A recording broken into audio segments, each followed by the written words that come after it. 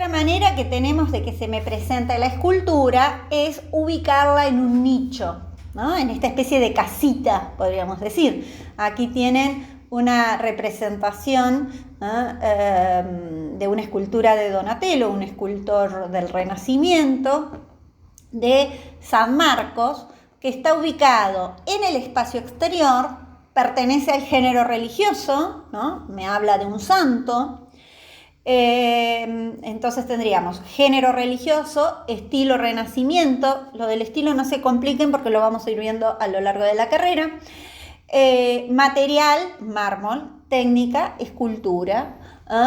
La escultura en sí es una escultura exenta, es decir, que se trabajó la figura, pero está ubicada en el lugar de emplazamiento, va a ser dentro de un nicho en el espacio exterior de la fachada de una iglesia, ¿no? Fíjense que enmarca, ¿no? En el caso del nicho. Entonces, en ambos, bueno, se los traje para compararlo un poco con el David, que también es de metal, es decir, dos técnicas distintas, dos materiales distintos, el mismo autor, y por el otro lado se me presenta de la misma manera, es decir, serían esculturas exentas, a diferencia de un relieve, que era lo que habíamos hablado hace un rato. Yo acá les voy a compartir otra imagen que pertenecería a esto que le llamábamos relieve. El relieve está siempre, ¿no?, vinculado, en este caso es el tímpano, o sea, la parte de arriba de la puerta de entrada de una iglesia. A eso le llamamos tímpano. Y hay un relieve que se ubica en el espacio exterior de entrada a la iglesia, pero no es la escultura exenta, sino que es una escultura que está vinculada, adherida, pensada como un relieve ¿de qué? De la arquitectura, ¿no? Esta unión entre arquitectura y escultura. En este caso, fíjense que el modo incluso de trabajar, ¿no? Bueno, la técnica sigue siendo piedra, y seguimos teniendo un tallado sobre la piedra. En este caso, el género también es religioso. Las tres imágenes pertenecen al mismo género. En el caso de el David, pertenece al Antiguo Testamento. En el caso de San Marcos, un santo dentro de la historia de la iglesia. Y en este caso, hace referencia a un texto bíblico, la parte del Apocalipsis, un momento en donde Cristo haciendo esta división para el ingreso, quienes van a ingresar al paraíso y, bueno, el Cristo pantócrata, el Cristo dominando. En este caso, ¿qué podemos ver? Fíjense que hay una sensación de que está todo como lleno, de que no hay lugar. Bueno, pertenece al románico, en el caso del estilo. Les dije que no se complicaran con el tema del estilo. Acá nos interesa que puedan diferenciar una escultura exenta, una escultura en relieve. Pueden ser distintas maneras que se puede presentar el relieve. Yo sé que con Paula lo trabajan, bajo relieve, alto relieve, ¿no? Pero aunque sepan que es un relieve, yo me conformaría para no complicarles tanto. Si es relieve, siempre hay que hablar del emplazamiento, dónde va a estar ubicado, en el interior de una iglesia, en el exterior, de un edificio, perdón, no significa que siempre sea en una iglesia. Y el género. El género tiene que ver con lo que va a tratar, que tiene que ver con este modo de clasificación de lo que hablábamos también en la pintura. Es decir, los mismos géneros de la pintura lo encontramos en la escultura. Otra característica que uno tiene que tener en cuenta cuando va a hacer una descripción y un análisis de una escultura, saber esto que decíamos, bueno, una escultura de bulto exenta, o sea que en este caso tenemos dos ejemplos de escultura exentas, o sea que yo las puedo circular sobre ellas, más allá de si están emplazadas en un lugar que les puedo o no les pueda ver, pueda acceder o no, pero si no estuviera, en el caso del nicho, en ese nicho, yo podría haber visto la parte de atrás. Bien, entonces, escultura de bulto redondo, exenta, circundable, en este caso. Y vuelvo a dos ejemplos que ya hemos visto, para ver cómo se representa.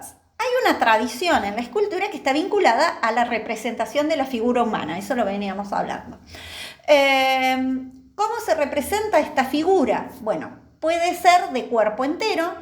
Aquí tenemos un grupo escultórico de Clovis y Vuitton que se presentan juntos, están realizados en piedra, por lo tanto están tallados, la técnica sería la talla, pero ¿cómo se representan? Son esculturas exentas de cuerpo entero.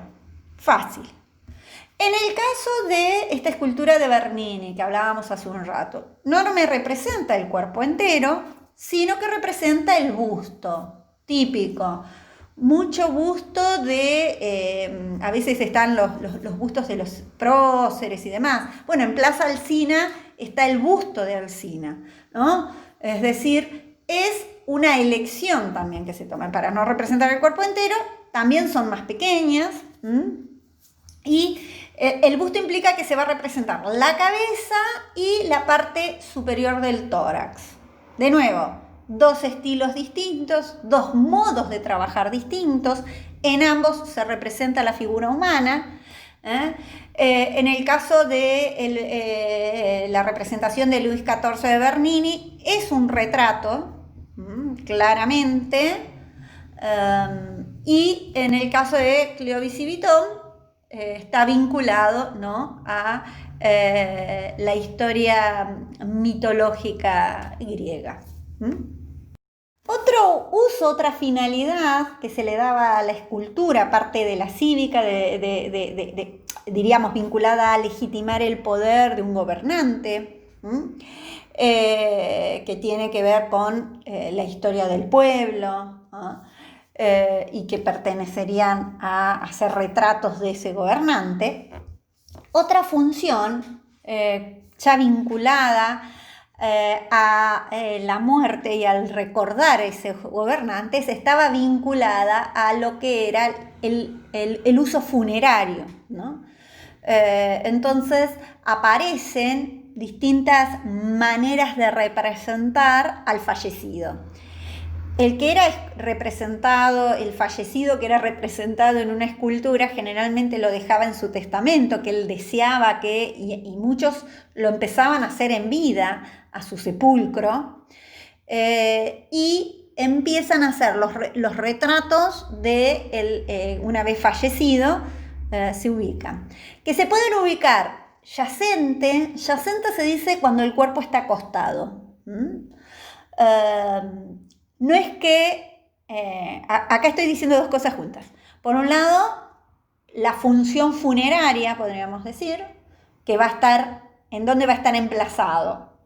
Puede estar emplazado, si está al aire libre, siempre va a estar en un complejo funerario, y puede también estar emplazado dentro de una iglesia, o sea, en el interior de una iglesia. Los emplazamientos también hablan de las elecciones de materiales. Por un lado es eso. Por el otro lado, que estábamos diciendo cómo se representaban, podían ser de cuerpo entero, exentas, y podían ser exentas y bustos. En este caso son dos esculturas, una de ellas exentas de cuerpo entero, pero la figura está arrodillada, como rezando, ¿no? A estas figuras, por la actitud, se les llaman orantes, ¿no? Fíjense, parece que está rezando, ¿no? Está orando, ¿no? De ahí el nombre, muy ligado a fines de la Edad Media, principios del Renacimiento, y después hay todo un recuperar este modo de representación de los orantes en el barroco, ¿no? Está vinculado a épocas piadosas, ¿no? Y la otra manera de representación es yacente. También, fíjense que todos son reyes, es decir, no había ningún pobrecito en ese caso, y acá sí aparece un nicho que es como armando ese monumento funerario que se le hace. Se cuenta quién está ahí yacendo, se presentan los escudos de armas para decir quién era, qué había hecho, ¿no? Todos los símbolos que tienen que ver con sus escudos y la representación del fallecido. Entonces, para pensar el análisis formal, nos va a interesar esto que decíamos, la frontalidad o no de la obra, si existe un punto de vista privilegiado, ¿no? ¿Recuerdan esta diferencia que veíamos en Clovis y Vuitton y el busto que representa Bernini? La relación del volumen y las áreas, o sea, espacios vacíos, valores positivos, valores negativos, que lo venimos charlando desde la semana pasada. Si son esculturas exentas o de relieve, también lo hemos hablado. La composición, o sea, cómo se organiza, lo mismo que hemos hablado de composición. Para pintura lo tenemos que hablar en escultura, nada más que acá pensamos especialmente en el espacio. Y acá se trata de empezar a buscar direcciones, miradas, cuando analizábamos el San Martín, por ejemplo. ¿Cuáles son los ejes compositivos predominantes? Si existe un equilibrio entre las partes. ¿Qué esquemas geométricos podríamos pensar? Yo acá les traje, por ejemplo, esta imagen que está ubicada en Buenos Aires, que es La Cautiva, se llama, y está ubicado en un espacio público, es un monumento de espacio público, que uno claramente es de un escultor argentino que se llama Corrado Morales y que claramente uno la podría englobar en estas típicas composiciones que remiten al Renacimiento, que remiten a esta estructura clásica de formato piramidal, ¿no? Entonces, cuando entramos a analizar estos ejes compositivos, estos esquemas geométricos, empieza ahí a jugar. ¿Qué es esta escultura? Es un grupo escultórico, porque no hay una sola representación de figuras humanas, en grupo escultórico, tallada, ¿no? Fíjense que acá está exento este grupo escultórico, o sea que yo lo puedo recorrer, si bien no me invita a recorrerlo, sino que tiene un punto de vista privilegiado que es la frontalidad, ¿no? ¿Alcanzan a ver? Bien, luego nos empieza a interesar cómo se va a dar el tratamiento de la anatomía, de las figuras, ¿no? Si hay proporciones, ¿no? ¿Qué tipo de proporciones? ¿Recuerdan el Cristo del tímpano de Bezelay que hemos visto recién? Y comparémoslo con cómo se tratan las proporciones en esta escultura, ¿no? El tamaño de las figuras, si guardan relación entre ellas, si existe algún tipo de convencionalismo al que se apela, si la figura está policromada o no, si tiene color o no. Decíamos que en la antigüedad griega había una gran cantidad de policromía en las figuras. Bien, el tema que trata todos estos ejes vinculados a lo que va a ser ya el análisis formal.